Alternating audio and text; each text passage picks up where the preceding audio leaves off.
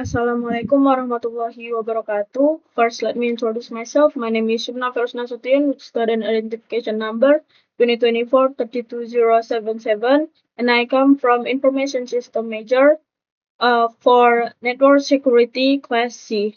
So today I'm going to explain my practice report, which is consists the theory report, which I already done, and then for the practicum report, I'm going to explain uh, the network security using Nmap and network traffic analysis using Wireshark. So in this practicum, we focus on two important aspects of network security. First, we use Nmap to perform network scanning and identify active hosts, open ports, and running service. And then second, we use Wireshark to monitor and analyze network traffic in real time. Uh, let's start with Nmap.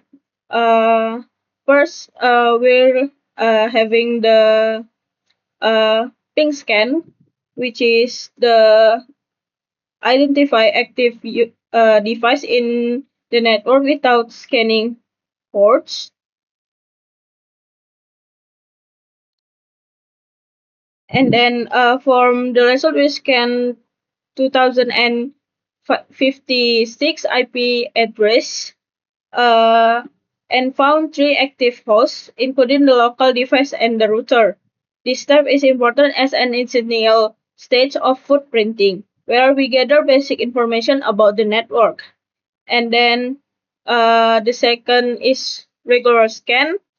We performed a regular scan to detect open ports. The result showed that only three ports were open, which are port uh, 120 135, 139, and 445. And then next is the regular scan with the SMPP module MySQL is active. Uh, as expected, a new port appeared, which is the port uh, 3306. This shows that active service directly affect the open ports, and each running application can introduce potential entry points for attackers. And then intent scan. We use intent scan, which provides the more detailed information. This can only detect open ports, but also service version, operating system detection, additional information using scripts. For example, it identified a system as Windows and detected service like MariaDB. This type of scan is useful for deeper security analysis. And then the next, we're going to full TCP port scan.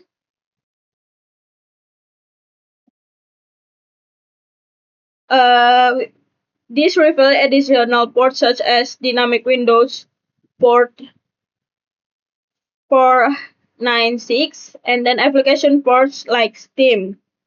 And then this proves that many services may run in the background and are not detected in basic scan. And then the next we perform slow comprehensive scan. Uh, this is the most complete scan called slow comprehensive scan. This scan includes TCP and UDP scanning, surface and OS detection, and then script scanning. The result provide deeper insight, including some UDP ports marked as open or filter security configuration like restricted database access. This scan is very useful for identifying hidden vulnerabilities and system configuration. And then next we perform practice using Wireshark. Uh, the first step is we choose the Wi-Fi capture. Uh, We select the Wi-Fi interface and started capturing the data. Wireshark displays three main sections, which is the packet list, which is the overview of captured packets, this one, and then packet details, data protocol layers, this one, and packet bytes, raw data in hexadecimal, and in this one string. This help us understand how data travels through the network. And then we did the ping test, which is to 8.8.88.8, which is Google DNS server. The result shows that zero packet loss and stable response time. This confirms that the connection is working properly. At the same time, Wireshark capture ICMP packets generated by the ping process. And then we use the filter ICMP, which is this one. Wireshark becomes powerful when using filters. ICMP shows only ping packets, echo request and reply. And then the next is filter IP.src with our IP address. It shows packets sent from the device, and then IP ADDR, and with our IP address too, it shows all traffic related to device. These filters help focus on specific data for analysis.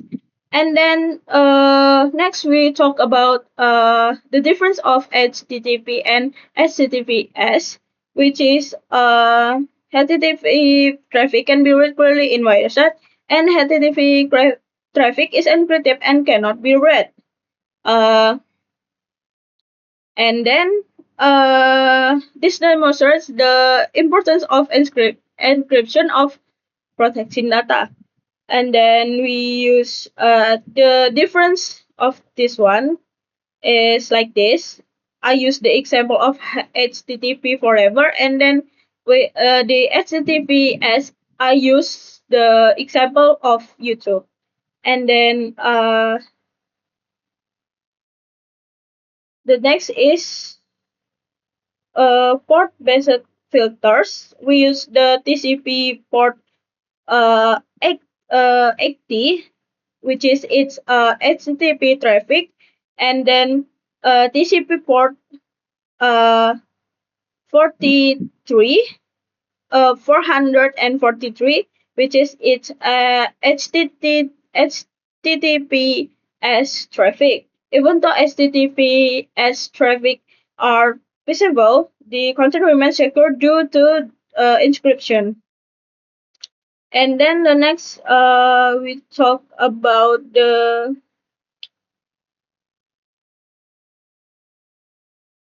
TCP. Uh,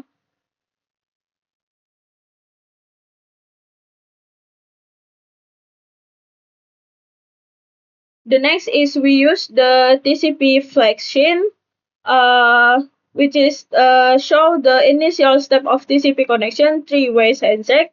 This is important to understand how connections are established and can also help detect suspicious activities like port scanning. And then we can save the file of the Wireshark using this file and save as, and then it will appear the file like this. Uh, so the conclusion is Nmap helps identify network structure, open ports, and service, while Wireshark allows real-time monitoring and detailed packet analysis. Open ports depend on active service, and then encryption like HTTPS is essential for data security, and then network scanning and monitoring are crucial for detecting vulnerabilities. I think that's all for my explanation for this practice report. If I make a mistake, I say sorry and thank you for listening.